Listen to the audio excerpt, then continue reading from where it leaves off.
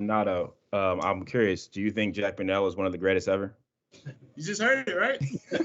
Greatest coach in the world, man. Hey, Renato.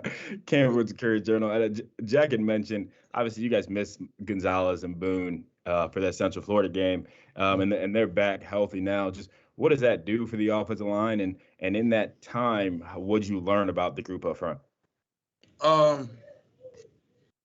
At the time, we know that our brothers were down, so we just try to execute best we could. And but we knew all the five that were playing, we knew we could get the job done, and that's what we went out there and did. But with them being gone, it taught us that we're fighters. Through anything, we're gonna fight till the end. We're not gonna give up. We're gonna finish the whole game. You got to play 4 quarters when you play with us, 4 or more.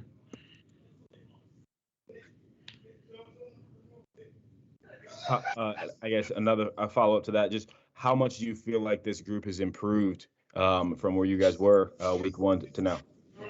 I think we improved a lot. Just getting our calls, being more vocal, and communicating better. I think the communication's really improved a lot. Just guys making the right calls, and you see something, call it. Just help your brother out. Hey, Renato, Michael McCammon, Cardinal Authority. Before the second half of Florida State, you guys had been about 6 straight quarters where you guys were kind of really exerting your will. Just talk about the strengths of the defense or the strengths of the offense and what it was like during that stretch where you guys seemed to really be finding your rhythm. Going into that game, we talked about the sacrifices. We all made a lot of sacrifices to this game, and we just try to impose our will, and that's what we try to go out there and do. So we just try to be physical and dominate every chance we get. So that's what happened in the first quarter, and the momentum kept rolling, and we rolled with it. Hey, Renato, Matt McGowan from Sports Illustrated. You guys have faced a lot of talent this season in the front seven. Ole Miss has some guys. FSU and UCF had a lot of really good guys in the front seven. How do you think that sets you up not only for this upcoming game against Wake Forest, but for the remainder of the season moving forward?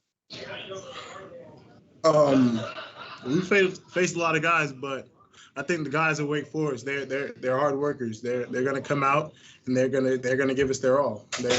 We're in their house. They're 4-0. They're ranked, so they know they're trying to get their lick back from last year. So we know we're gonna expect their everything. Just as a quick follow up to that, what kind of stands out on Wake Forest defense on the defensive side of the ball from the film you guys have watched so far? They're defensively sound. They're very defensively sound. They play really hard, and they're hard players. Renato, Mark Gonzalez obviously has had a really good year for you all. Just a freshman stepping in right away. He had some reps against Jermaine Johnson, who's surely an NFL guy. Just when you see Mark Gonzalez go against guys like that and really grow, what does that say about him as a freshman to be able to be out there and hold his own? I think that Mike has a very bright future, because seeing him go out there and do that just makes me think, like, what about 2 years from now? Like, how good will he be from 2 years from now? And that's really exciting to think for the Cardinal future. The future of the program, really, because that kid, I like it. I like him a lot.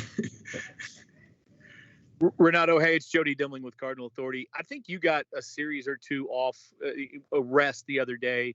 I think, maybe Trevor got 2 as well. How big is that in the second half of a game when you're able to get a series or 2 of rest? I think it's very important, because the fresh legs mean you come off the ball harder. You come off the ball, you move people off the ball. So the fresh legs just keeps us into the game physically, and so we don't get too fatigued.